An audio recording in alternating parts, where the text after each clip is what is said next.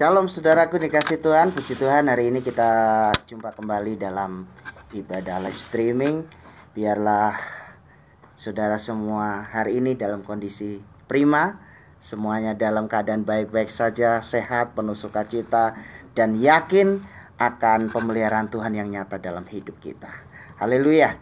Baik saudara yang dikasih Tuhan, mari siapkan hatimu, siapkan seluruh perhatian kita untuk hari ini kita boleh memuliakan Tuhan Raja di atas segala raja. Mari kita berdoa. Tuhan, terima kasih, kami sungguh bersyukur Engkau luar biasa. Kebaikan-Mu, kesetiaan-Mu, pemeliharaan-Mu sungguh nyata dan sempurna dalam hidup kami. Biarlah hari ini ketika kami memuji dan memuliakan nama-Mu, terlebih mendengarkan kebenaran firman-Mu, Roh Kudus Engkau dengan leluasa memimpin kami semua, sehingga ibadah kami melalui live streaming pada minggu pagi ini sungguh-sungguh memuliakan nama-Mu. Mari Roh Kudus, Engkau memimpin ibadah ini dari awal sampai akhir. Demikian juga semua yang mengikuti ibadah ini, baik live streaming maupun siaran ulang. Tuhan memberkati kami. Terpuji nama-Mu dalam nama Tuhan Yesus. Amin. Haleluya.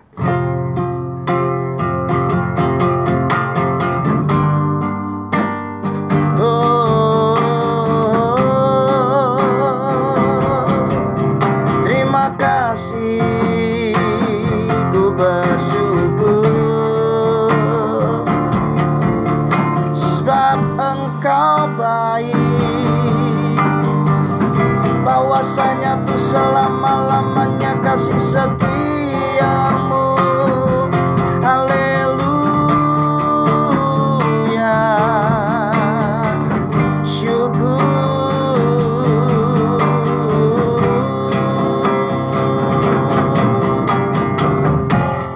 Engkaulah Tuhan, Raja di atas segala raja. Ku mau memuji-Mu, ku mau menyembah-Mu, ku mau tinggikan Kau selama-lamanya. Haleluya. Terima kasih Tuhan. Syukur.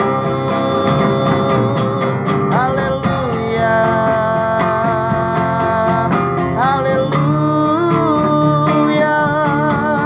Terima kasih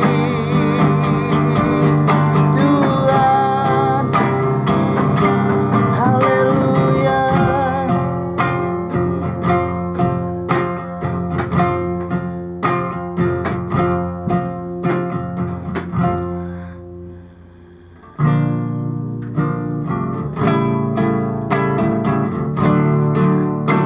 Naikkan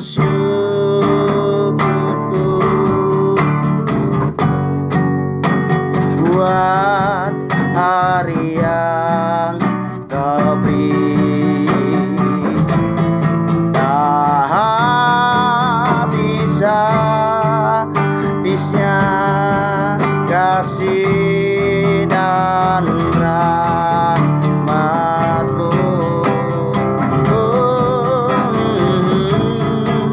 Selalu baru dan tak pernah terlambat. Pertolongan-Mu besar, setia-Mu di sepanjang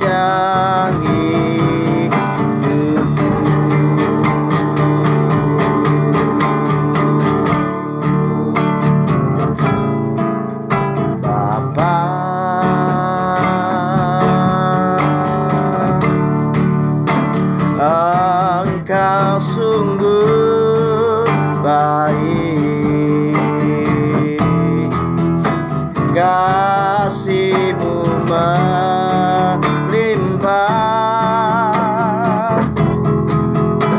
di hidupku.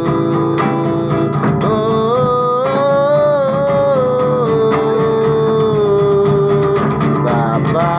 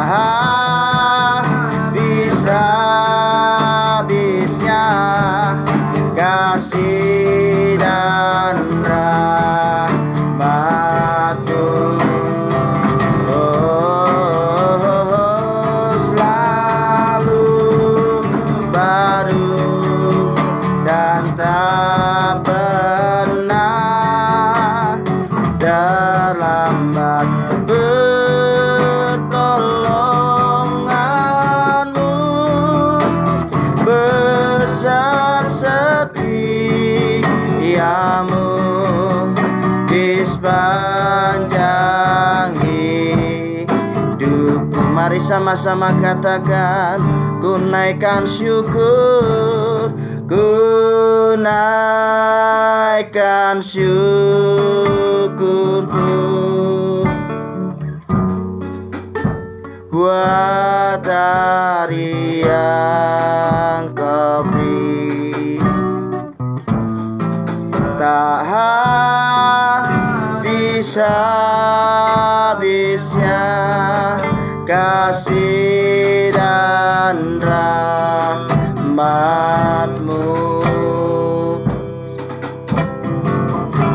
selalu baru dan tak pernah terlambat pertolongan-Mu. Besar setiamu, besar setiamu,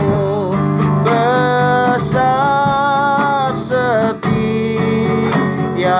besar setiamu, besar setiamu.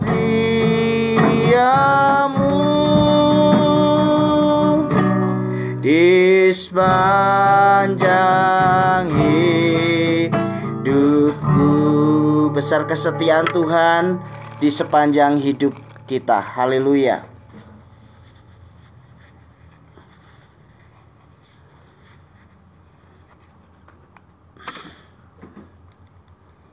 Terima kasih Tuhan. Engkau ada bersamaku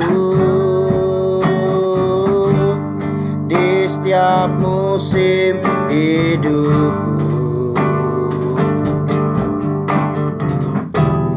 Tak pernah ku ragukan, tak pernah Kau biarkan ku sendiri.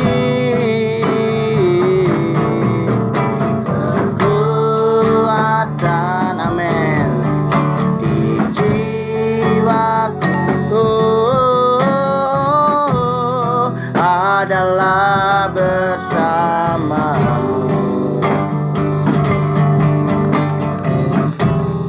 Tak pernah bukan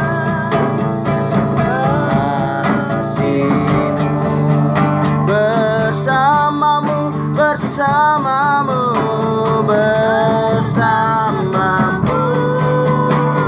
Bapa. Ku lewati semua perkenanan-Mu ya. Teguhkan hatiku, Engkau yang bertindak, memberi pertolongan, amin.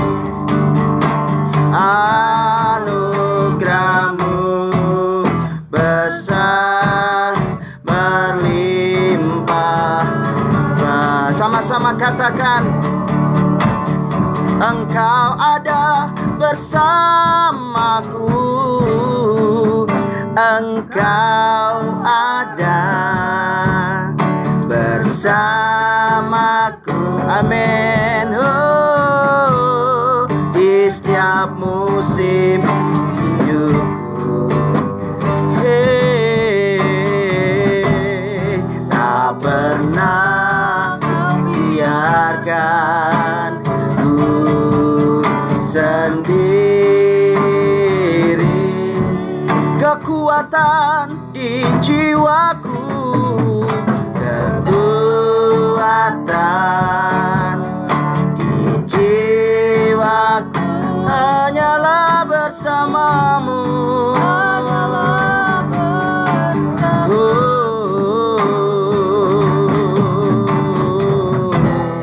Tak pernah ku ragukan. katakan bersamamu, bersamamu,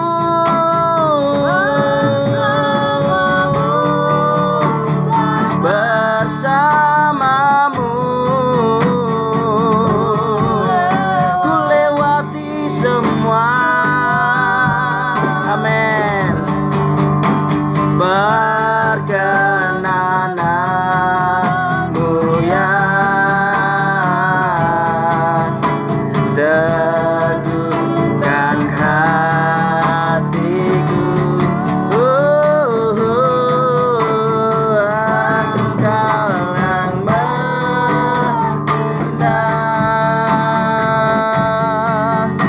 memberi pertolongan, anugerahmu besar berlimpah bagiku. Kita akan naikkan puji-pujian yang semangat ya saudara, bersama Yesus, bersama bangkit. Oke.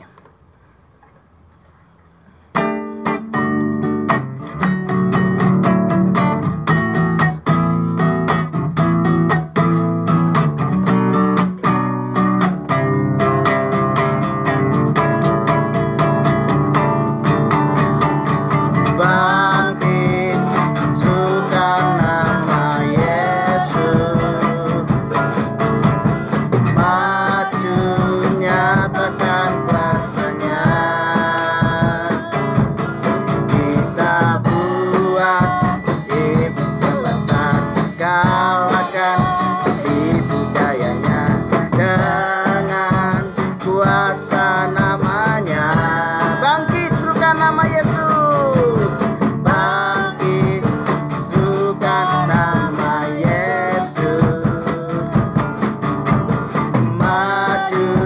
Nyatakan kuasanya. Kita buat iblis terletak, kalahkan tipu dayanya dengan kuasa namanya. Nama Yesus menara yang kuat. Nama Yesus kota benteng yang teguh. Nama Yesus kalahkan semua musuh. Nama Yesus di atas segalanya. Bangkit, serukan nama Yesus. Bangkit, serukan nama Yesus. Maju, nyatakan kuasanya. Kita buat iblis terletak, kalahkan tipu dayanya dengan kuasa namanya. Nama Yesus menara yang kuat. Nama Yesus kota benteng yang teguh. Nama Yesus kalahkan semua musuh. Nama Yesus di atas segalanya. Nama Yesus di atas segalanya. Nama Yesus di atas segalanya. Haleluya. Nama Yesus di atas segalanya. Haleluya. Semangat memuji Tuhan sampai keringat ya saudara ya. Haleluya.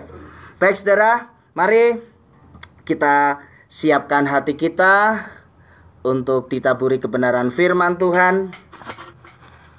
Dan biarlah hari ini kita semua menyiapkan hati, sehingga ketika firman Tuhan itu ditaburkan, tanah hati kita adalah tanah hati yang subur. Haleluya.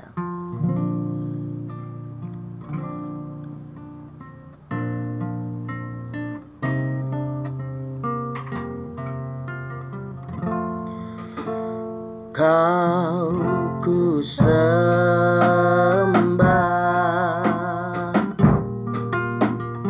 Kau ku sembah,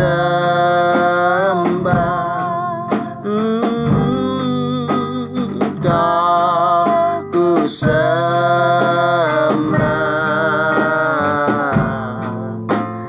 Oh Tuhan, Kau ku sembah, Kau ku sembah, Kau ku sembah, Kau ku sembah, Kau ku sembah.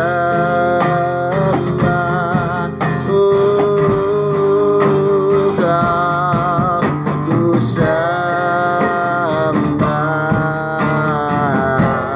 Oh Tuhan, Kau ku sembah, Kau ku sembah, Kau ku sembah, Kau ku sembah,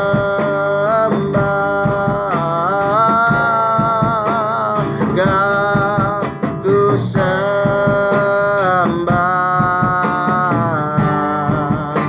Oh Tuhan, Kau ku sembah, Kau ku sembah, Kau ku sembah, Kau ku sembah.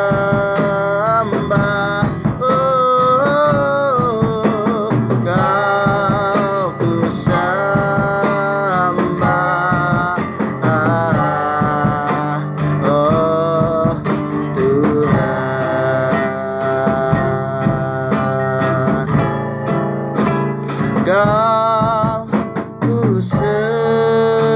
sembah, Kau ku sembah,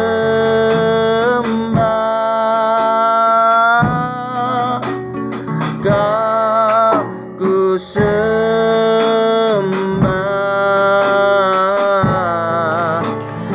Oh Tuhan,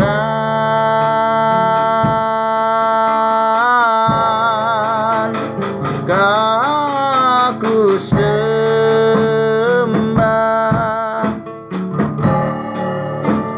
Kau ku sembah.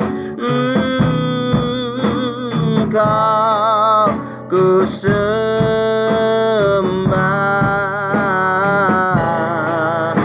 Oh Tuhan, Kau ku sembah. Oh Tuhan, Kau ku sembah.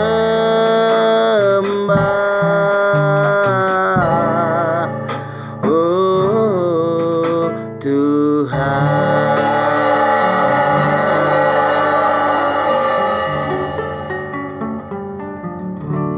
Kau ku sembah, oh Tuhan. Terima kasih untuk setiap pujian pengagungan buat Raja di atas segala raja. Kami percaya ketika kami memuji memuliakan Engkau, segala bentuk tembok-tembok yang membelenggu hidup kami telah dirobohkan. Kami percaya saat ini firman-Mu hendak dibentangkan.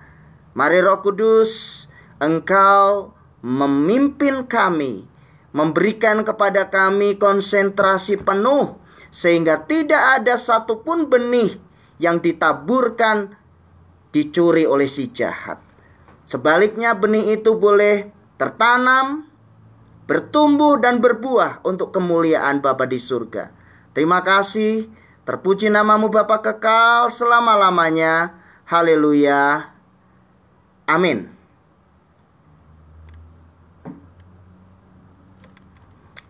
Haleluya. Baik, sudah dikasih Tuhan. Hari ini saya mau berbicara tentang pertanyaan hampir setiap orang mengenai misteri kehidupan. Orang kadang berpikir idealis bahwa kalau seseorang itu dekat dengan Tuhan, kalau seseorang itu sungguh-sungguh hidupnya melekat kepada Tuhan, maka semua akan baik-baik saja. Semua akan terkontrol, semua akan terkendali. Namun, pada kenyataannya tidaklah demikian.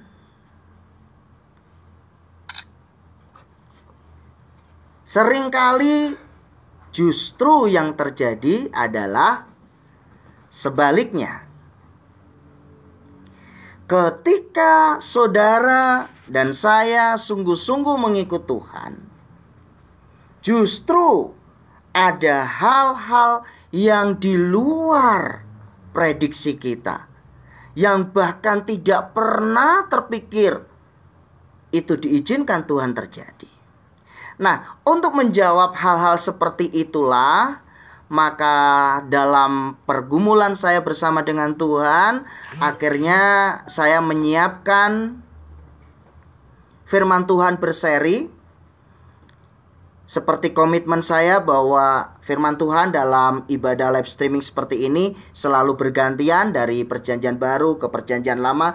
Demikian pula sebaliknya, kemarin kita sudah membahas di perjanjian baru, hari ini kita akan belajar dari perjanjian lama. Namun khusus untuk minggu ini firman Tuhan akan bersambung. Bisa jadi sampai 2 atau 3. Nanti kita lihat sampai di mana kita bisa menyelesaikan pembahasan dari kitab ini.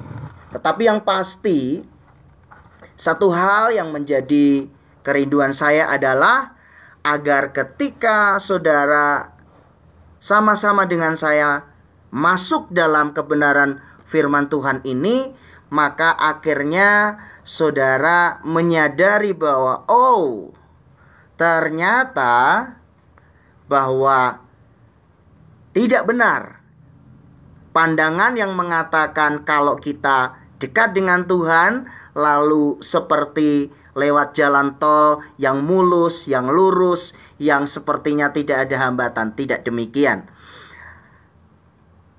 Minggu ini dan kemungkinan 2, 3, bahkan mungkin 4 minggu ke depan, karena satu kitab saya mau membahasnya, dan kita akan belajar bagaimana kebenaran firman Tuhan kita gali di dalamnya, yaitu tentang kitab Ayub. Beberapa ahli teologi atau para teolog sepakat mengatakan bahwa kitab Ayub ini merupakan kitab tertua. Ya, jadi saudara jangan berpikir firman Tuhan itu berarti yang tertua Kejadian. Nah, tidak seperti itu. Itu ada pelajarannya khusus ya, namanya Septuaginta. Tapi hari ini saya cuma memberikan informasi saja bahwa berdasarkan pengamatan dan apa yang dipelajari oleh ahli-ahli kitab, bahwa kitab Ayub ini merupakan kitab yang tertua. Nah, dengan demikian hari ini kita akan belajar bahwa ternyata jauh sebelum kita dilahirkan, pernah terjadi sebuah peristiwa yang dicatat dalam buku yang namanya Alkitab tentang bagaimana kehidupan orang benar sekalipun dia mengalami tantangan dalam hidupnya. Mari kita akan melihat hari ini bagian pertama ya. Kita akan melihat firman Tuhan, kitab Ayub pasal yang pertama. Dari judulnya saja, kita sudah langsung bisa menggambarkan, membayangkan apa yang hendak dikisahkan dalam firman Tuhan ini. Kesalehan Ayub dicoba. Nah, jadi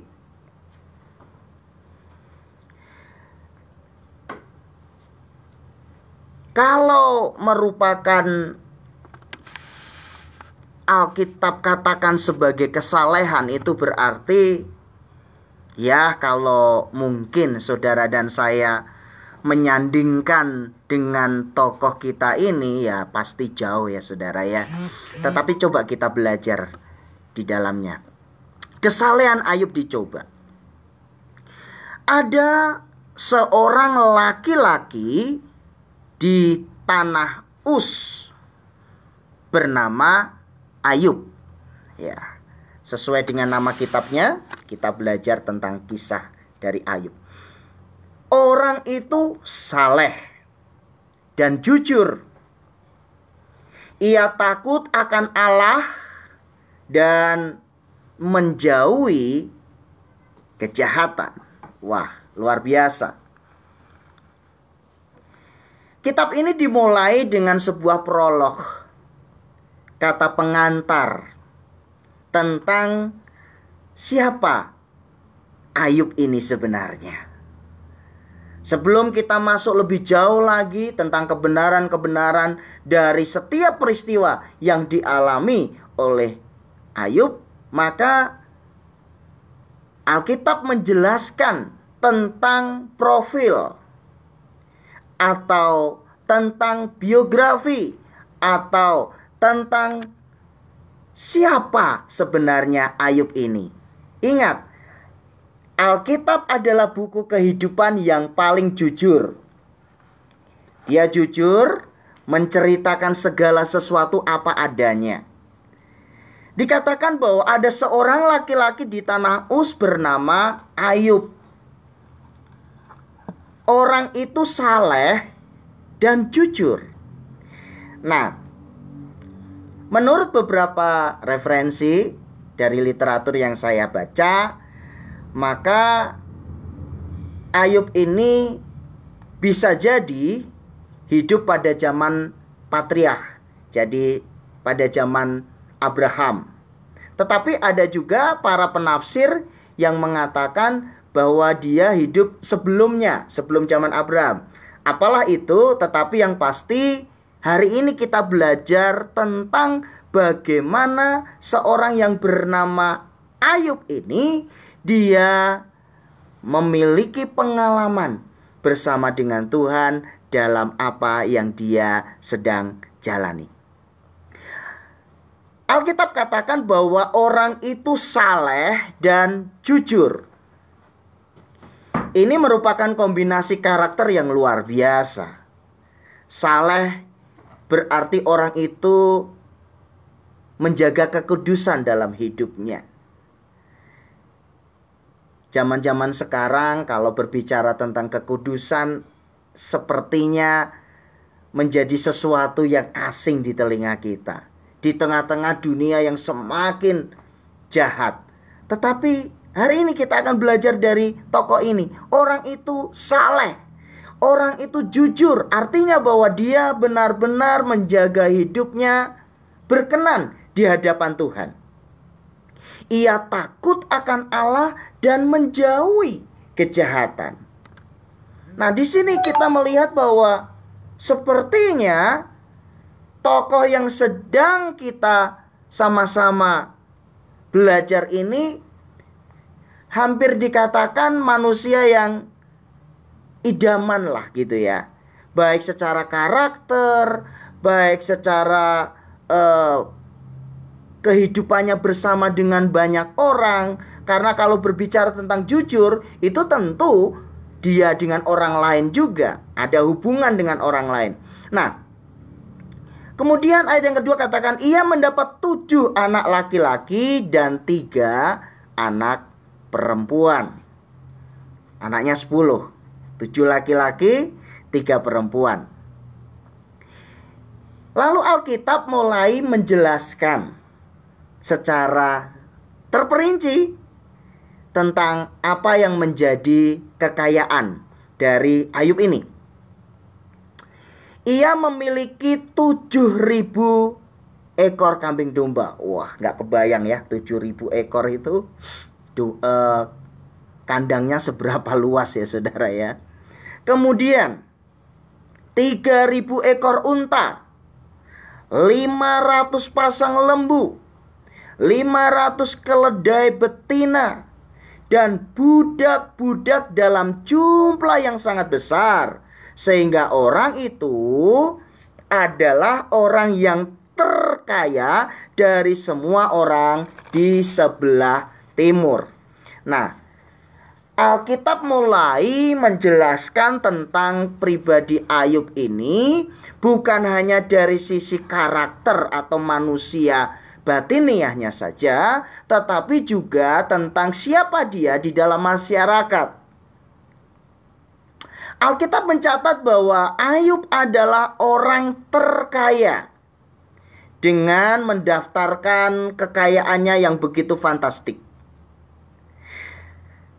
Kalau kita sampai di sini membaca kitab ini, maka saudara akan berkata, wow, betapa bahagianya ya menjadi pribadi seperti Ayub ini.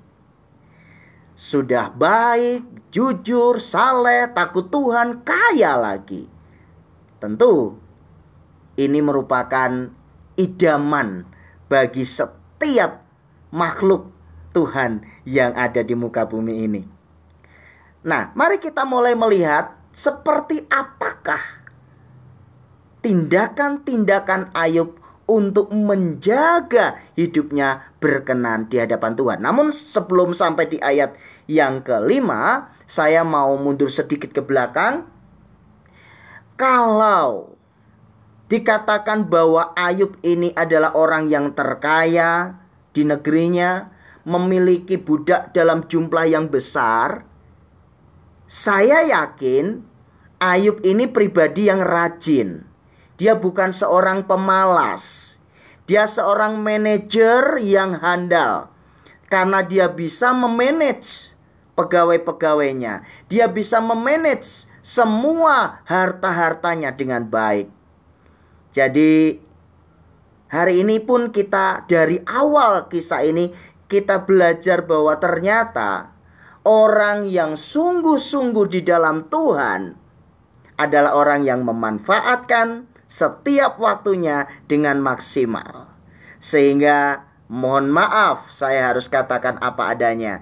Jika saudara tidak maksimal menggunakan waktu yang ada, berharap akan ada keajaiban-keajaiban tanpa bertindak apa-apa, maka sekali lagi saya katakan, jangan pernah bermimpi untuk saudara diberkati.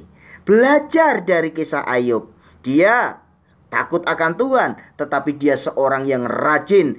Dia seorang yang bertanggung jawab untuk setiap berkat-berkat Tuhan yang dipercayakan dalam hidupnya. Dia seorang manajer yang hebat, sekalipun dia bekerja untuk dirinya sendiri. Nah, mari kita lihat apa tindakan Ayub sehingga dia mendapat label sebagai orang yang saleh, orang yang takut akan Tuhan, orang yang menjauhi kejahatan. Perhatikan baik-baik pada ayat yang kelima. Setiap kali, kalau kita belajar bahasa Indonesia ataupun pelajaran tenses di dalam bahasa Inggris, maka setiap kali itu berbicara tentang pengulangan-pengulangan, ya. Jadi sesuatu yang rutin dilakukan. Setiap kali apabila hari-hari pesta telah berlalu. Ada beberapa penafsir yang mengatakan bahwa pesta-pesta yang dimaksud di sini mereka mengatakan seperti pesta sukacita karena pertambahan usia dan lain sebagainya. Dan apalah itu, tetapi yang pasti bahwa apa yang dilakukan oleh Ayub adalah bahwa setiap kali apabila hari-hari pesta telah berlalu, artinya adalah ketika anak-anaknya selesai berpesta, maka inilah yang dilakukan oleh Ayub. Ini model, pola, contoh seorang imam keluarga yang baik, seorang ayah yang baik, seorang panutan yang bisa kita teladani. Ayub memanggil mereka. Jadi ke-10 anaknya dipanggil oleh Ayub. Apa yang dilakukan oleh Ayub? Ayub memanggil mereka dan menguduskan mereka. Wow. Keren ya saudara ya. Banyak orang ketika diberkati oleh Tuhan, mereka terlena dengan berkat-berkatnya Tuhan. Sehingga ketika mereka berjalan pelan, tapi pasti menuju kebinasaan, mereka nggak sadar. Tetapi berbeda dengan Ayub ini. Alkitab mencatat setiap kali apabila hari-hari pesta telah berlalu, Ayub memanggil mereka, menguduskan mereka. Apa yang dilakukan oleh Ayub?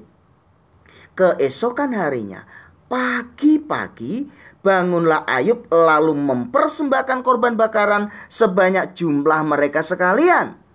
Sebab pikirnya, mungkin anak-anakku sudah berbuat dosa dan telah mengutuki Allah di dalam hati. Demikianlah dilakukan Ayub senantiasa.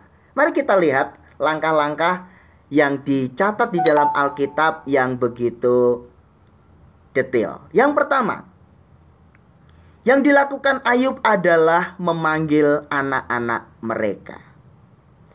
Berarti Ayub, sekalipun dia seorang pengusaha yang super sibuk, bayangkan memiliki perusahaan ternak yang begitu fantastik, memiliki budak atau pegawai dalam jumlah begitu besar, tetapi quality time, waktu yang berkualitas bersama dengan keluarga tidak ditinggalkan oleh Ayub. Luar biasa.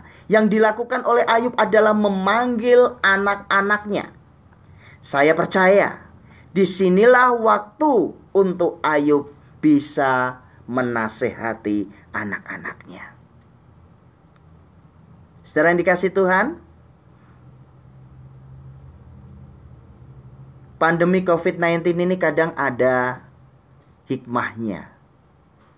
Kita dulu sebelum corona boleh dikatakan sibuk sekali, sehingga nyaris tidak ada waktu untuk anak-anak. Sehingga ketika Tuhan izinkan ada PSBB yang waktu itu hampir 3 bulan ya saudara, nyaris kita hampir setiap saat dengan keluarga. Jadi coba kita lihat hikmahnya. Ini yang dilakukan oleh Ayub, bahwa mereka memanggil anak-anak mereka, menasehati mereka. Sebagai seorang ayah, sebagai orang tua, ayo kita contoh sikap Ayub ini. Mereka tidak hanya menyalahkan anak-anaknya, Ayub tidak hanya melihat sisi negatif dari apa yang dilakukan oleh anak-anaknya, tetapi Ayub lebih mengambil tindakan yang tepat, yaitu memanggil mereka, merangkul anak-anaknya. Ada hubungan batin yang terjalin dengan baik di sini. Bukan hanya itu, Ayub menguduskan mereka. Artinya apa? Mendoakan anak-anaknya satu demi satu, menumpangi tangan anak-anaknya satu demi satu, memberkati anak-anaknya satu demi satu. Kadang-kala kita sebagai orang tua saking sibuknya, boro-boro untuk numpangkan tangan ketika anak-anak kita tidur. Mungkin kita juga lupa mendoakan mereka saking sibuknya ya saudara. Tetapi kita belajar dari Ayub ini. Setelah selesai dengan anak-anaknya, maka yang dilakukan oleh Ayub adalah pagi-pagi. Wow. Saudara yang dikasihi Tuhan, kalau kita ingin mengerti kebenaran firman Tuhan dengan kekayaan yang ada di dalamnya, maka perhatikan dengan seksama setiap kali Alkitab memberikan catatan-catatan kecil di sana. Seperti siapa saja yang dikisahkan di sana, apa yang terjadi di sana, bahkan keterangan waktu waktu pun itu sesuatu yang penting untuk kita bisa ambil pelajaran di dalamnya. Yang dilakukan oleh Ayub adalah pagi-pagi bangunlah Ayub lalu mempersembahkan korban bakaran sebanyak jumlah mereka sekalian. Saya harap sinyal kita nyambung ya saudara. Kalau Alkitab katakan pagi-pagi bangunlah Ayub, saudara masih ingat nggak? Khotbah streaming beberapa minggu yang lalu, siapa yang pagi-pagi kemudian bangun untuk melakukan apa yang diperintahkan oleh Tuhan? Abraham. Ya, kisah tentang kepercayaan Abraham diuji. Saudara bisa kembali melihat nanti di YouTube ataupun di siaran ulang Facebook ini ya, bahwa Alkitab sama mencatat di situ. Pagi-pagi bangunlah Abraham, pagi-pagi bangunlah Ayub. Jadi ternyata orang-orang yang dipakai oleh Tuhan itu orang-orang yang rajin.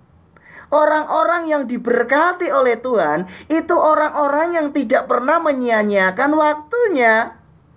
Pagi-pagi, bukannya molor dengan mimpi, tapi pagi-pagi dia mencari Tuhan.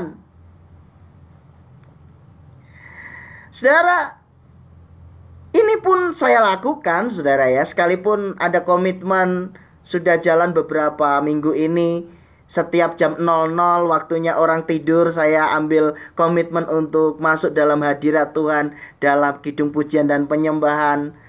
Kemudian saya tidur hanya berapa jam, pagi-pagi bangun lagi berdoa. Tetapi yang saya rasakan itu sukacita. Kenapa? Karena ketika kita semakin intim dengan Tuhan, maka kekuatan dari Tuhan itu menyertai kita. Pagi-pagi bangunlah Ayub, lalu mempersembahkan korban bakaran sebanyak jumlah mereka sekalian. Jadi Ayub ini orang yang tidak pernah perhitungan dalam hal segala sesuatu yang berkaitan dengan kekekalan. Mungkin saudara berkata, ya iyalah, kalaupun potong lembu 10 lembu apa artinya? Dia punya lembu ribuan. Bukan itu juga saudara. Tetapi saya melihat sisi positif dari Ayub ini, bahwa dia selalu melakukan yang terbaik untuk Tuhan dan yang terbaik untuk keluarganya. Sebab pikirnya, mungkin anak-anakku sudah berbuat dosa dan telah mengutuki Allah di dalam hatinya. Saudara dikasih Tuhan, namanya orang pesta. Mereka mungkin asik minum anggur. Akhirnya mereka mabuk, melakukan hal-hal yang tidak dikehendaki Tuhan. Sekalipun Ayub tidak melihat itu, tetapi sebagai orang tua, dia mengantisipasi. Jangan-jangan anak-anakku melakukan hal-hal yang tidak berkenan di hadapan Tuhan. Mungkin anak-anakku sudah berbuat dosa dan telah mengutuki Allah di dalam hati. Sekalipun cuma di dalam hati loh saudara. Tetapi Ayub sebagai pribadi yang sungguh-sungguh menjaga hatinya untuk terus mencari perkenanan Tuhan itu, dia bertanggung jawab untuk keselamatan anak-anaknya. Jangan pernah saudara bermimpi memiliki anak-anak yang takut akan Tuhan jika saudara sebagai orang tua tidak pernah memperkenalkan bagaimana sikap yang benar sebagai anak-anak Tuhan. Sampai pada ayat yang kelima ini, semuanya berjalan dengan normal. Lalu saudara berkata, wow, luar biasa Ayub ini. Dia menjaga betul-betul anak-anaknya. Dia menjaga betul keutuhan rumah tangganya. Dia menjaga betul hubungannya dengan Tuhan. Seandainya kisah ini tidak dilanjutkan, maka saudara akan berkata, aku mau seperti Ayub sampai pada ayat ini saja. Tetapi mari kita melihat apa yang terjadi. Pada suatu hari, datanglah anak-anak Allah menghadap Tuhan, dan di antara mereka datanglah juga iblis. Maka bertanyalah Tuhan kepada iblis, "Dari mana engkau?" Lalu jawab iblis kepada Tuhan, "Dari perjalanan mengelilingi dan menjelajah bumi." Saudara, Ayub ini masuk dalam golongan sebagai kitab puisi. Ya, ada beberapa kitab puisi. Salah satunya adalah Ayub. Makanya karena Ayub adalah masuk dalam kategori kitab puisi, maka ada banyak arti-arti simbolik di dalamnya. Sehingga saudara jangan melihatnya secara letterleks, hurufiah, apa adanya. Tetapi harus mengerti nih, apa maksud dibalik semua yang ditulis di dalam Alkitab ini. Kitab Ayub menggambarkan bagaimana Tuhan dalam kemahakuasaannya melakukan percakapan dengan iblis. Dari mana engkau? Bagi orang yang naif, bagi orang yang pendek cara berpikirnya, orang akan menyerang ayat ini. Masa Tuhan penguasa semesta harus bertanya kepada iblis dari mana? Emangnya Tuhan gak tahu dia dari mana? Nah, ini dia saudara. Ya, kalau saudara ketemu orang-orang model seperti ini, bersyukur hari ini saudara dengar firman Tuhan ini, karena saya akan memberikan kepada saudara jawab. Kalau menghadapi orang-orang yang taunya hanya mengambil sepenggal dari firman Tuhan, menyerangnya karena memang motivasinya ingin menjatuhkan dan ingin membuat iman dari orang lain menjadi jatuh. Nah, saudara dikasih Tuhan,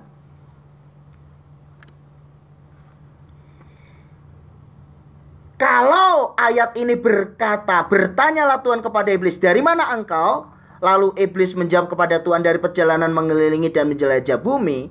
Bukan berarti Tuhan itu nggak tahu apa yang dilakukan oleh iblis. Tetapi ini kan sebuah percakapan.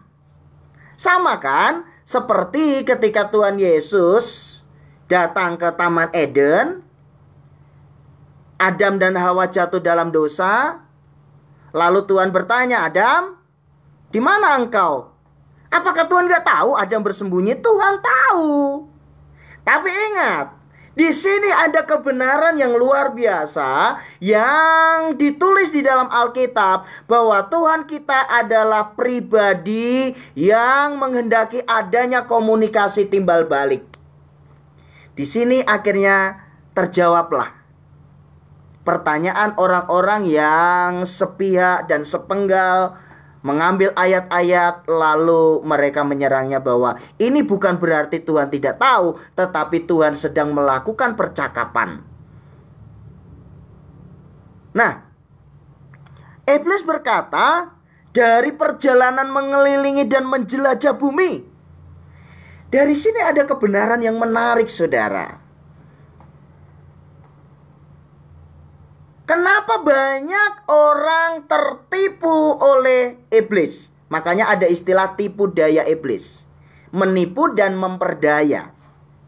Membuat orang yang tertipu menjadi tak berdaya. Iblis itu satu, dia lebih pengalaman dari kita. Umurnya udah ribuan tahun. Dia udah mempelajari manusia dengan berbagai karakter yang ada. Sehingga sekalipun iblis tidak maha tahu, tetapi iblis sudah bisa melihat, oh kalau orang yang model begini, kecenderungannya seperti ini, kelemahannya di sini, makanya dia diserang, saudara. Jadi hati-hati. Kalau ada pribadi yang mengenal kita sempurna, Tuhan Yesus, ya. Tetapi kalau ada pribadi lain juga yang menyelidik kita, itu ya si jahat itu. Makanya dia ada celah sedikit, dia masuk. Celahnya apa? Misalnya saudara baperan. Sedikit-sedikit pakai perasaan, dikit-dikit pakai perasaan. Orang ngomong pakai tangan ditutup, dia ngomongin saya, belum tentu, saudara. Ya, nah kita lanjut daripada kemana-mana ya. Dari perjalanan mengelilingi menjelajah bumi, lalu bertanyalah Tuhan kepada iblis, apakah engkau memperhatikan hambaku Ayub? Sebab tiada seorang pun di bumi seperti dia. Wow, wow, wow. Luar biasa, saudara. Ini yang bilang siapa, saudara? Tuhan. Pribadi yang agung, pencipta semesta alam. Pribadi yang mengatur dan mengendalikan kehidupan. Dia berkata, memberikan sebuah statement, apakah engkau memperhatikan hambaku Ayub? Saudara, itu di mata setan, saudara itu diperhatikan terus loh, saudara. Makanya hati-hati dalam hidup ini. Begitu ada celah masuk dia, tutup setiap celah itu. Lalu Tuhan memberikan sebuah statement pujian tentang Ayub ini. Apakah engkau memperhatikan? Yang pertama yang dikatakan oleh Tuhan, hambaku Ayub. Wah. Banyak orang mengklaim dirinya hamba Tuhan. Tapi pertanyaannya, Tuhan mengakui dia hambanya atau tidak? Jangan-jangan kegeeran gitu kan. Tetapi kalau kali ini Tuhan yang bilang, apakah engkau memperhatikan hambaku Ayub? Kalau Tuhan yang sudah mengatakan dia itu hambanya, ya benar-benar kualitas hamba yang Tuhan kehendaki itu ada pada diri Ayub. Lalu pujian Tuhan membuat iblis menjadi geram. Apa pujian Tuhan? Sebab tiada seorang pun di bumi seperti dia. Artinya adalah Ayub satu-satunya orang di bumi yang pada zamannya dipuji oleh Tuhan. Apa pujian Tuhan ini? Tuhan berkata, yang demikian saleh dan jujur, yang takut akan Allah dan menjauhi kejahatan. Saya nggak bosan ngomong kalimat ini. Kalau Alkitab menulis kata, kalimat yang lebih dari satu kali, itu berarti penting untuk diperhatikan. Apa yang dikatakan oleh Tuhan Yesus tentang Ayub ini adalah prolog dari kitab Ayub yang ada di ayat yang pertama tadi. Orang itu saleh dan jujur, ia takut akan Allah dan menjauhi kejahatan. Ini pula lah yang dikatakan oleh Tuhan kepada iblis. Saudara, saya ketika menyampaikan kebenaran tentang kitab Ayub itu sangat bergairah, saudara. Kenapa? Karena cerita yang ada di dalam kitab Ayub ini mengandung kebenaran yang begitu luar biasa. Makanya saudara, kalau kita membaca firman Tuhan, bacalah berulang-ulang. Minta pimpinan Roh Kudus untuk bisa mendapatkan apa pelajaran yang bisa kita ambil. Apa suara Tuhan melalui kisah yang ada di dalam firman Tuhan. Sehingga saudara tidak pernah merasa bosan sekalipun Alkitab dibaca berulang kali. Kenapa? Karena selalu ada rema yang muncul dalam kebenaran firman Tuhan. Ketika Tuhan Allah memberikan pujian tentang Ayub di hadapan iblis, maka lihatlah respon, reaksi dari iblis. Di sini saya akan masuk agak dalam ya saudara ya. Lalu jawab iblis kepada Tuhan, apakah dengan tidak mendapat apa-apa Ayub takut akan Allah? Wah, keren ini ya. Iblis membantah pernyataan dari Tuhan pencipta semesta alam bahwa Ayub adalah orang yang takut Tuhan, saleh, menjauhi kejahatan.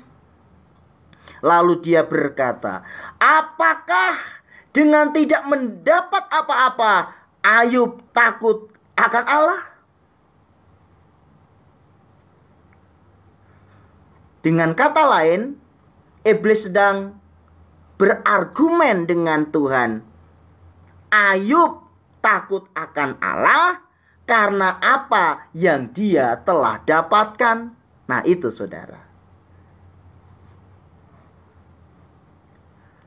Tahukah saudara? Iblis itu gak pernah kasih cuma-cuma loh saudara.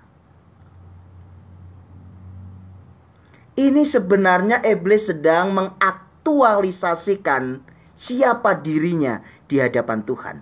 Dan hari ini saya berkesempatan untuk menyampaikan kepada saudara trik-trik jitu dari iblis yang membuat banyak orang terlena dan tak berdaya dan akhirnya binasa.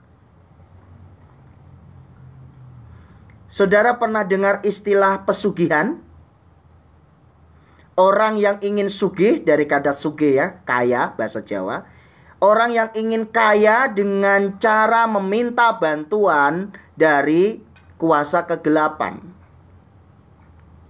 Memang kalau dia misalnya berjualan, entahkah warung, entahkah restoran, entahkah toko, laris. Tapi percayalah saudara, tidak ada pemberian setan yang gratis. Dia pasti di akhirnya akan meminta tumbal, akan meminta upah dari apa yang dia telah lakukan. Saya tidak dengar langsung, tapi saya dengar cerita dari istri waktu dia mengikuti YouTube dari Bapak Daotoni. Cuma buku-bukunya pernah saya baca. Daotoni pernah cerita, kenapa dukun yang bisa membantu orang untuk jadi kaya, tapi dia sendiri nggak kaya. Karena dia tahu konsekuensinya. Kalau dia lakukan itu nanti akan berakibat kepada anak cucunya. Pernah nggak saudara berpikir sejauh itu? Iya ya. Kalau memang dia bisa membuat orang kaya, dianya sendiri nggak kaya. Ada apa? Kalau saudara sedikit belajar cerdas, pasti saudara akan berpikir seperti itu. Kalau memang bisa kaya, kenapa dia sendiri nggak kaya? Karena dia tahu konsekuensinya apa. Iblis memberikan sesuatu dan ingin mendapatkan sesuatu. Itu iblis. Makanya karena dia seperti itu, dia pun menuduh Ayub juga seperti dia. Dia berkata, apakah dengan tidak mendapat apa-apa Ayub takut akan Allah? Saudara, ayat ini seperti lompat dari HP saya karena saya bacanya di HP. Seperti ada kebenaran yang lompat lalu saya tangkap di situ. Wow. Ternyata inilah tipu muslihat iblis yang banyak tidak diketahui oleh anak-anak Tuhan. Ternyata kenapa Tuhan dalam hukum terutama mengajarkan kepada saudara dan saya adalah hukum kasih? Karena kasih yang sejati, dia tidak menuntut apapun ketika dia berbuat sesuatu kepada orang lain. Bahkan firman Tuhan katakan, jika engkau memberi kepada orang-orang miskin, di mana mereka sampai kapanpun tidak bisa membalasnya, maka Bapa di surga yang akan membalaskannya kepadamu. Jadi ternyata kebenaran ini terbuka dengan terang benderang, dengan sangat gamblang, bahwa disinilah iblis iri terhadap pujian yang diberikan kepada Ayub. Kenapa? Karena dia tidak bisa melakukan itu. Tanpa disadari, sifat-sifat iblis itu, kalau kita tidak hati-hati, kita juga memilikinya. Berbuat sesuatu supaya orang lain melakukan sesuatu.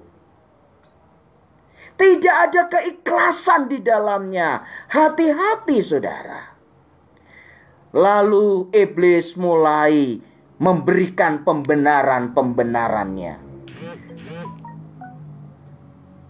Bukankah engkau yang membuat pagar sekeliling dia dan rumahnya serta segala yang dimilikinya?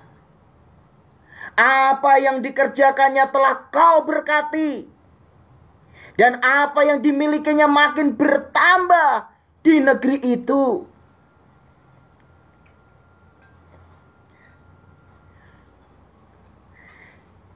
Kebenaran inilah saudara yang saya aminkan, bahwa pagar perlindungan Tuhan itu benar-benar nyata adanya.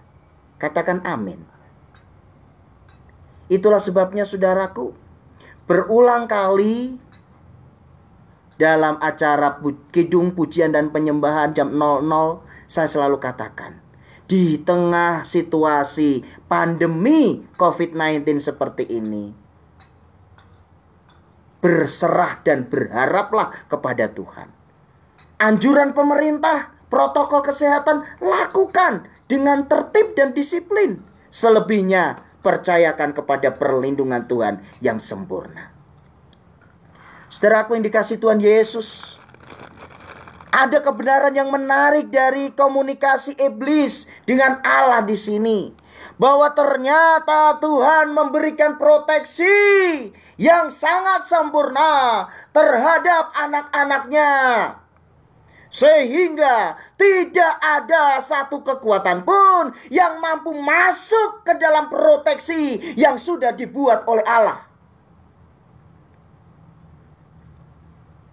Makin jelaslah kebenaran yang mengatakan, rambut ini tidak akan jatuh ke tanah sehelai rambut ini kalau tidak diizinkan oleh Tuhan. Artinya adalah, yakinilah bahwa hidupmu dan hidupku ada dalam proteksi Tuhan yang sempurna.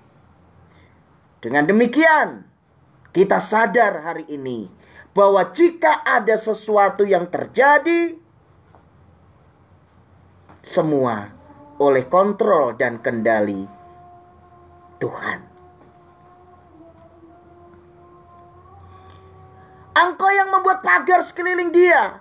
Iblis berkata, engkau yang menjagai. Lalu dia mulai berkata, tetapi ulurkanlah tanganmu,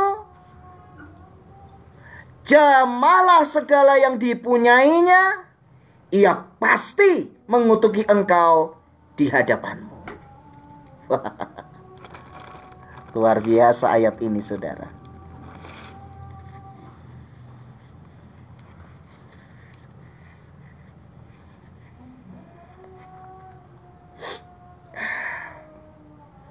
Saudara masih ingat satu peristiwa di mana ditulis di dalam Injil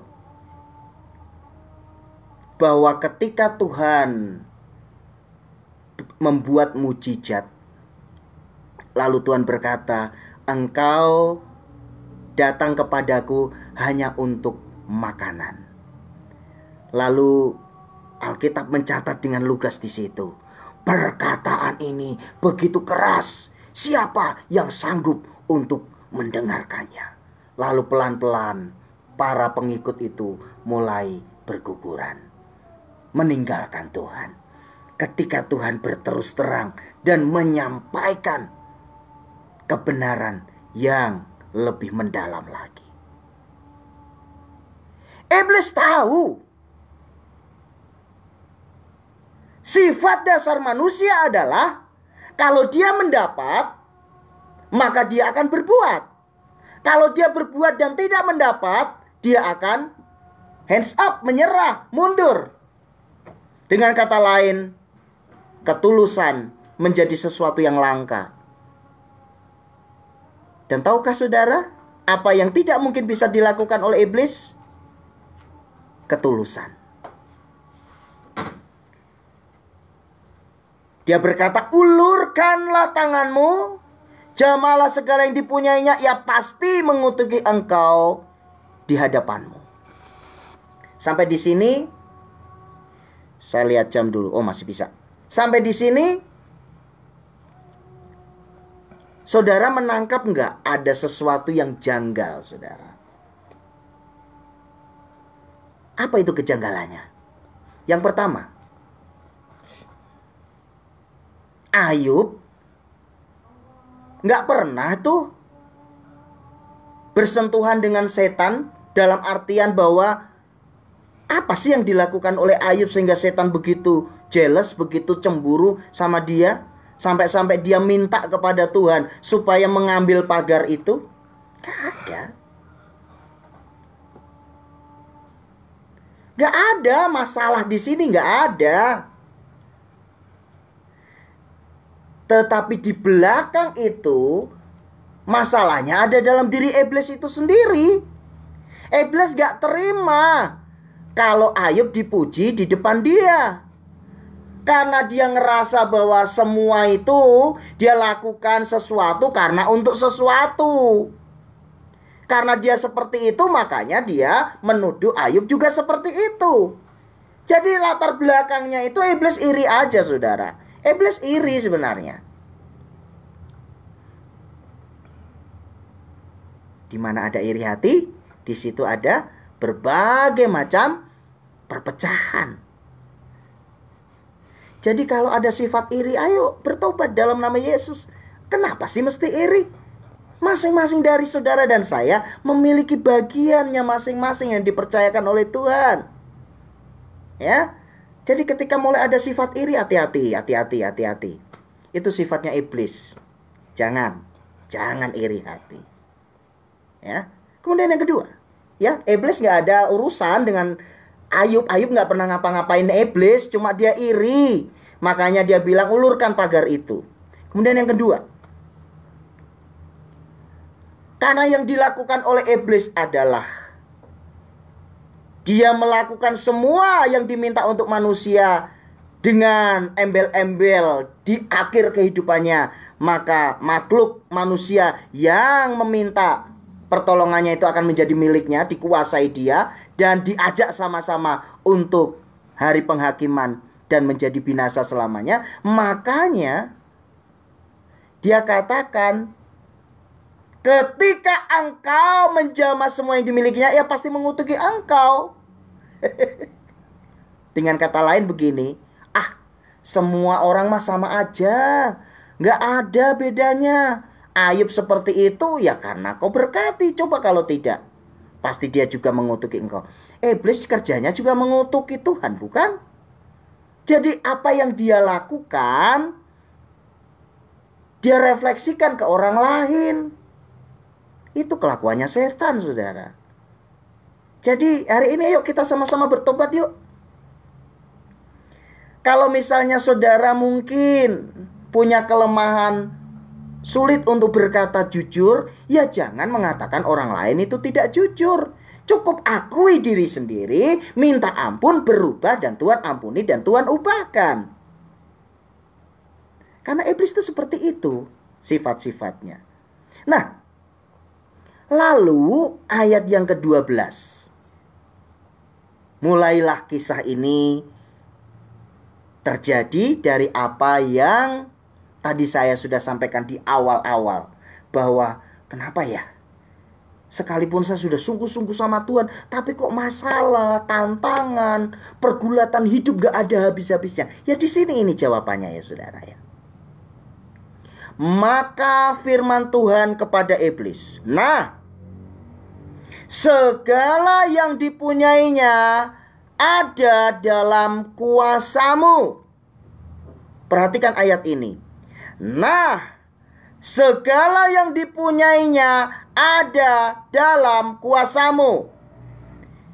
Ini kebenaran yang harus saya sampaikan di sini adalah kalau bukan Tuhan yang mengizinkan, maka tidak ada sesuatu pun yang dapat terjadi.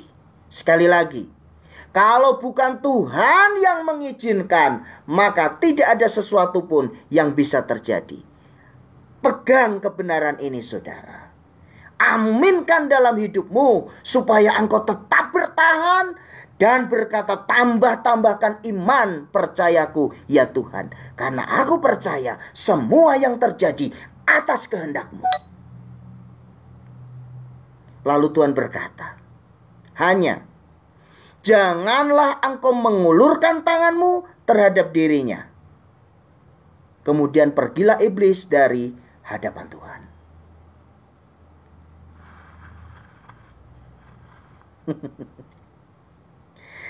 Saya kalau coba untuk masuk ya dalam kisah ini, seolah-olah saya ada di situ waktu Tuhan dan iblis berbincang-bincang.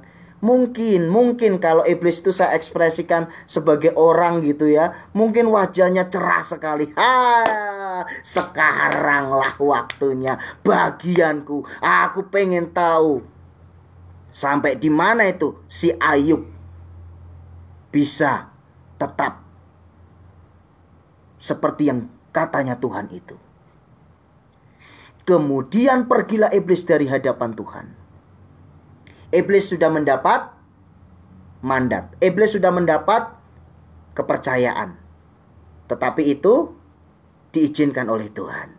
Tetapi ada batasannya. Jangan engkau mengulurkan tanganmu terhadap dirinya. Artinya adalah tetap ada batasannya.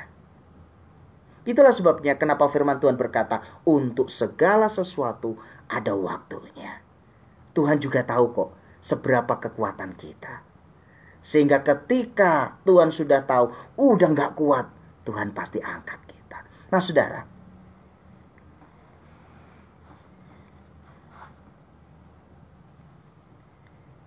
pada suatu hari, ketika anak-anaknya yang lelaki dan perempuan makan-makan dan minum anggur di rumah saudara mereka yang sulung. Jadi ini ceritanya adalah habit ya, kebiasaan anak-anak dari Ayub ini makan bersama.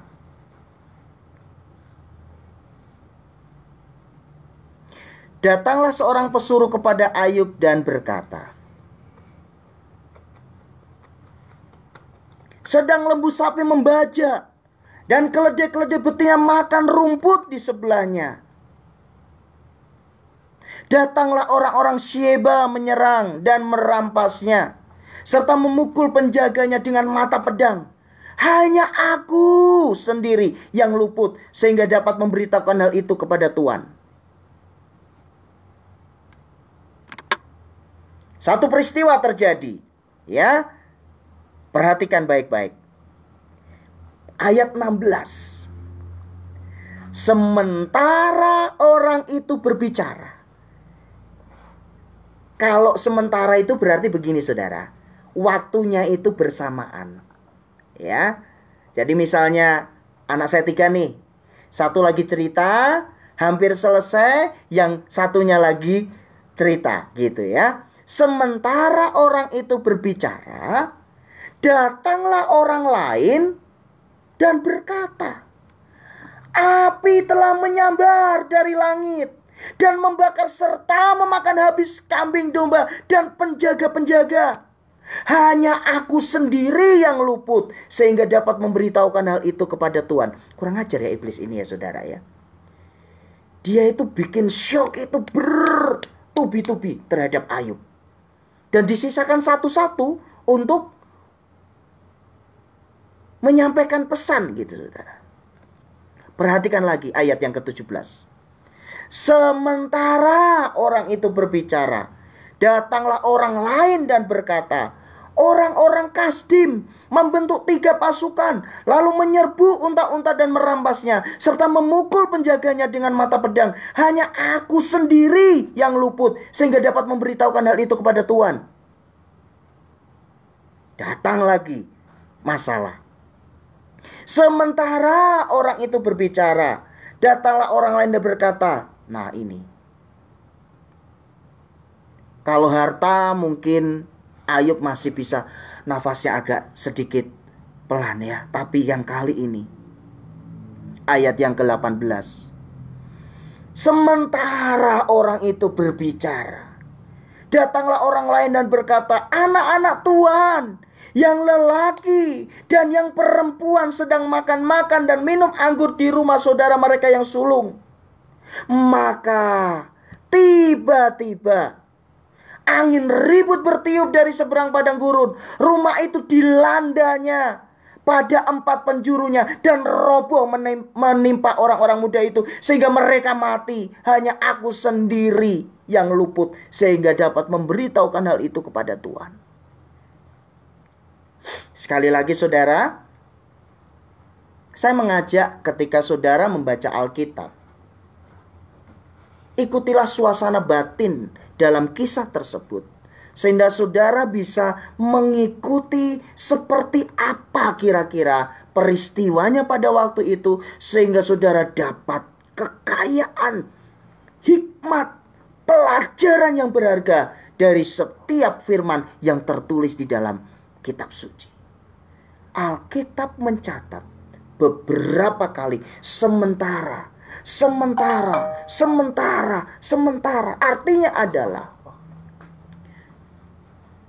begitu setan diberikan jalan untuk boleh mengambil harta, merampas kekayaan dari Ayub, maka dia tidak tanggung-tanggung saudara. Dia lakukan semuanya dalam sekejap, bertubi-tubi,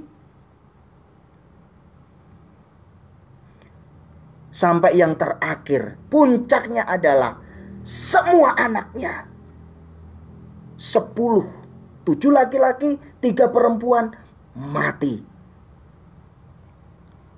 dalam sehari.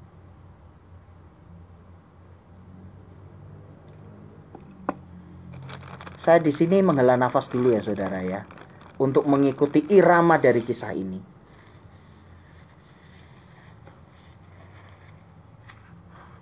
Kalau ini terjadi pada kehidupan kita, saya nggak yakin saudara bahwa kita kuat. Saya nggak yakin. Bertubi-tubi, waktunya beruntun. Bahkan inilah yang dialami oleh Ayub. Ayat yang ke-20. Maka berdirilah Ayub, lalu mengoyak jubahnya dan mencukur kepalanya. Kemudian sujudlah ia dan menyembah. Wow, wow, wow. Saya berkata, Tuhan, terbuat dari apakah hati Ayub ini ya Tuhan? Sehingga dalam keadaan yang begitu terpuruk, dalam keadaan yang begitu luar biasa, dia sujud, dia menyembah kepada Tuhan.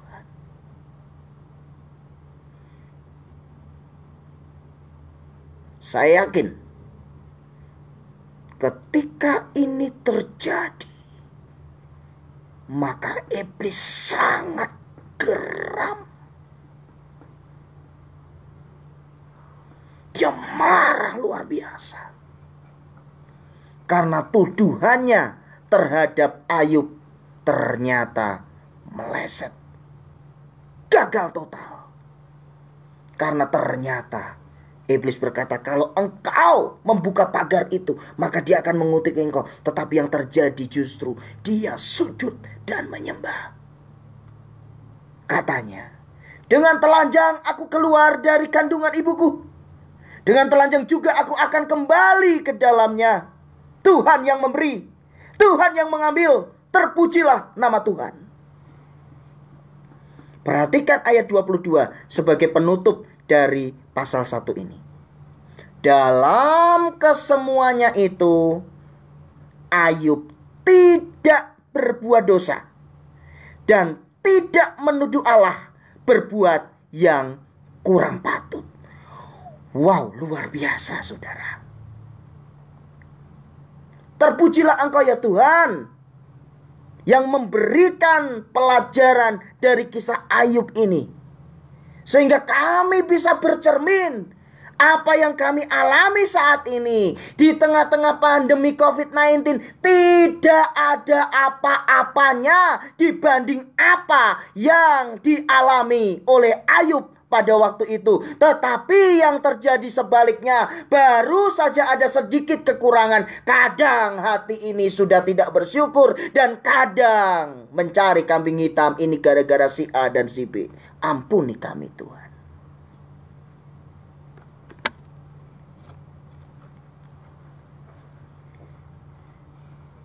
Kalau ada pribadi yang paling malu saat itu, dia adalah iblis. Kenapa? Karena semua tuduhan-tuduhannya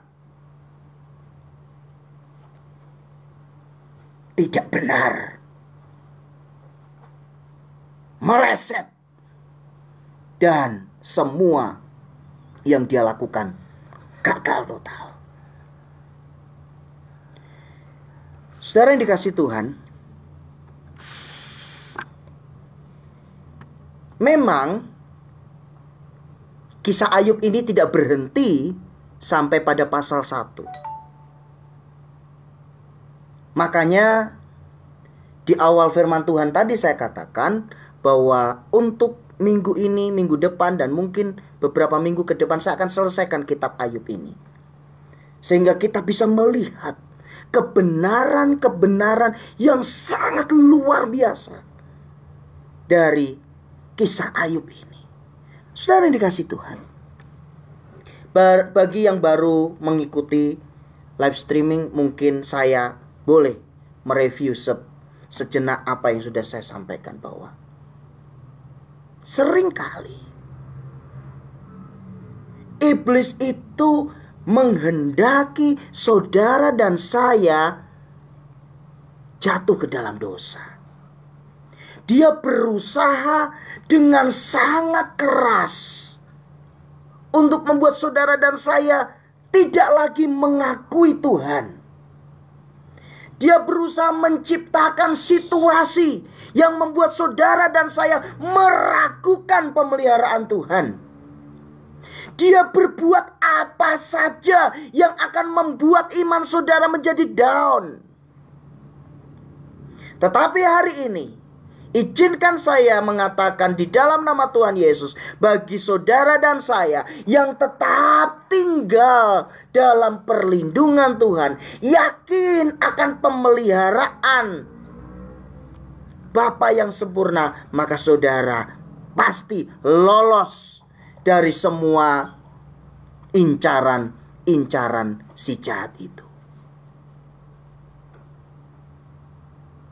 Ayub, sekalipun dia pasti syok waktu itu, seluruh kekayaannya ludes dalam sekejap.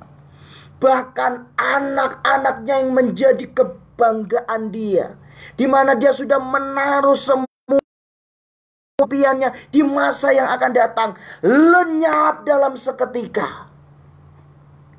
Tetapi satu hal yang dicatat oleh Alkitab, dalam kesemuanya itu Ayub tidak berbuat dosa dan tidak menuduh Allah berbuat yang kurang patut. Saudaraku yang dikasihi Tuhan, pada bagian yang pertama, maka izinkan saya mengatakan bahwa tidak ada sesuatu pun yang bisa merampas Tuhan dalam hidup kita. Tidak ada. Kecuali keinginanmu sendiri untuk melepaskan Tuhanmu dalam hidupmu. Sesungguhnya, kalau saudara saat ini sedang ada dalam tekanan yang luar biasa, dan engkau berkata, Tuhan, aku hampir tidak mampu menanggung ini semua, maka sesungguhnya ada satu kebenaran di balik itu semua. Jangan-jangan ini adalah sebuah ujian yang diizinkan Tuhan untuk membuktikan kepada iblis bahwa engkau dan aku layak disebut hambaku, hamba Tuhan. Ketika kita kuat menghadapi tantangan. Bapak ibu saudaraku yang dikasihi Tuhan, apakah saat ini menjadi pergumulanmu? Apakah engkau saat ini sedang bergumul untuk kesehatanmu? Mungkin engkau sedang sakit, dan sakit itu cukup lama. Engkau sudah melakukan segala usaha, tapi masih nol. Tidak ada hasil. Hari ini ada kebenaran yang ingin saya bagikan kepada saudara. Percayalah, bagi Tuhan, mengangkat sakitmu itu terlalu mudah. Tetapi meyakinkan engkau untuk engkau tetap percaya di tengah situasi terburuk sekalipun, itu tidak mudah. Itulah sebabnya bersyukurlah untuk apapun yang saat ini sedang engkau alami. Mungkin engkau saat ini sedang mengalami krisis dalam keluargamu, krisis ekonomi mungkin. Pandemi COVID-19 di seluruh dunia memporak-porandakan tatanan ekonomi dunia. Tetapi ada satu yang tidak bisa diporak-porandakan. Kedaulatan Tuhan atas hidup kita. Pemeliharaan Tuhan atas hidup kita. Jangan izinkan iblis mencuri, merampas sukacita yang Tuhan berikan. Hari ini, jika saudara mengikuti firman Tuhan yang saya sampaikan, ada kabar gembira buat saudara. Kenapa saudara menghadapi situasi yang berat? Karena Tuhan tahu Anda sanggup. Karena mengapa saudara sampai saat ini masih terus berjuang? Karena Tuhan tahu Anda sanggup. Kenapa sampai hari ini saudara seolah-olah tidak pernah mengalami sesuatu yang menyenangkan? Karena Tuhan tahu engkau sanggup. Ketika waktunya tiba, engkau akan menuai semua yang indah. Oleh sebab itu, mari miliki sikap seperti Ayub. Sekalipun dia menghadapi banyak tekanan, bahkan dia harus mengalami situasi yang bukan karena kesalahannya, tetapi karena ada agenda Tuhan untuk menunjukkan kepada iblis dan untuk dipelajari dan menjadi pelajaran buat generasi mendatang. Maka Tuhan izinkan pengalaman yang luar biasa ini dialami oleh Ayub. Mungkin saudara mengalami penderitaan versi yang berbeda. Mungkin saudara diizinkan mengalami kerugian dalam usaha. Mungkin saudara diizinkan mengalami berbagai macam penganiayaan, dalam artian mungkin saudara sudah bekerja maksimal, tetapi saudara tidak pernah mendapatkan perhatian lebih. Bahkan ada yang kerjanya asal-asalan, tapi mereka justru yang dipromosikan. Jangan takut saudara, Tuhan tidak pernah keliru untuk melihat anak-anaknya. Oleh sebab itu tetap kuat. Minggu depan saya masih akan berbicara tentang kisah Ayub, karena saya rindu mengupas habis kitab Ayub ini sehingga saudara mampu dan mendapatkan kekayaan yang luar biasa dari kisah ini. Setidaknya ada 3 hal yang bisa kita pelajari dari Ayub pasal yang pertama. Yang pertama, jadilah pribadi yang kuat di tengah menghadapi situasi apapun. Tetap percaya bahwa Tuhan tidak pernah meninggalkan saudara. Yang kedua, sekalipun banyak peristiwa yang kita tidak mengerti dan air mata diizinkan Tuhan terus mengalir dalam hidup kita, suara saudara mungkin sudah parau dan nyaris tidak terdengar, yakinlah, untuk segala sesuatu ada waktunya. Tetap bertahan, tetap pandang Yesus. Percayalah bahwa Tuhan pasti memberikan kemenangan. Yang ketiga, yang terakhir, tunjukkan kepada iblis bahwa semua tuduhannya tentang engkau dan aku tidak benar adanya. Bahwa kita mengasihi Tuhan bukan karena apa yang Tuhan berikan kepada kita.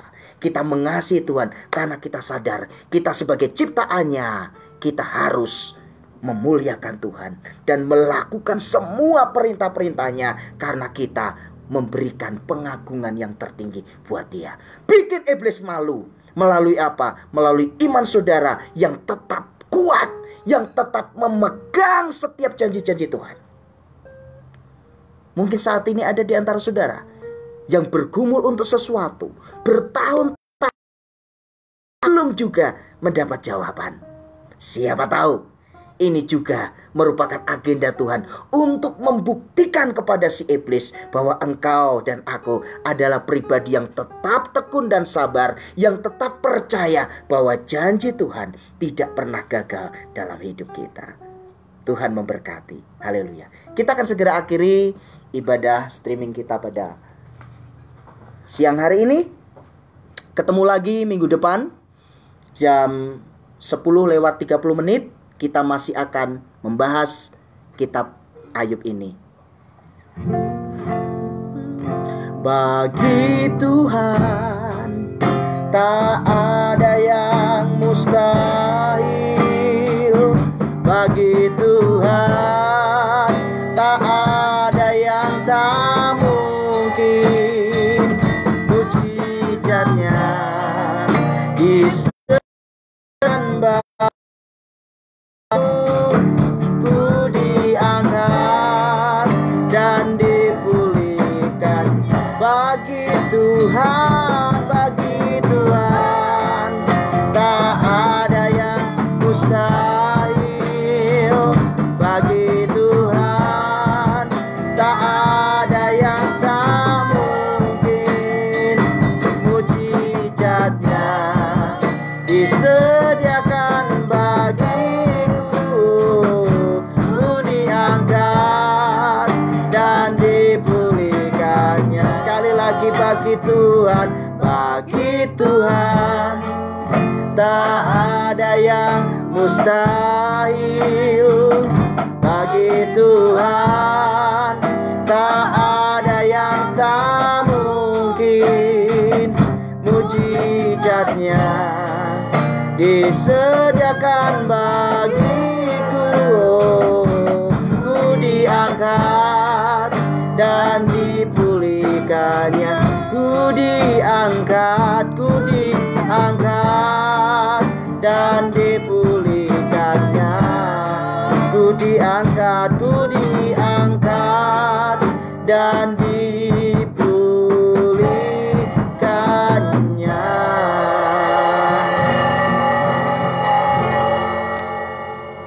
Bagi saudara yang saat ini memiliki pergumulan berat ataupun memiliki pergumulan khusus di hadapan Tuhan, mari taruh tangan kananmu di dada dan berdoa bersama dengan saya. Bapa, terima kasih. Hari ini kami belajar tentang hamba-Mu Ayub. Dia tetap percaya kepadamu. Dia tetap menyembah Engkau. Dan dia tidak berdosa karena apa yang dia alami. Saat ini hamba-Mu berdoa di dalam nama Tuhan Yesus, untuk tangan-tangan yang ditaruh di dada masing-masing, karena mereka memiliki pergumulan hidup. Jadilah sesuai dengan iman-Mu dalam nama Tuhan Yesus. Bagi engkau yang sakit oleh bilur-bilur Tuhan Yesus, engkau disembuhkan. Bagi engkau yang sedang mengalami jalan buntu, dalam nama Tuhan Yesus, Tuhan buka hingga engkau menemukan jalan keluar.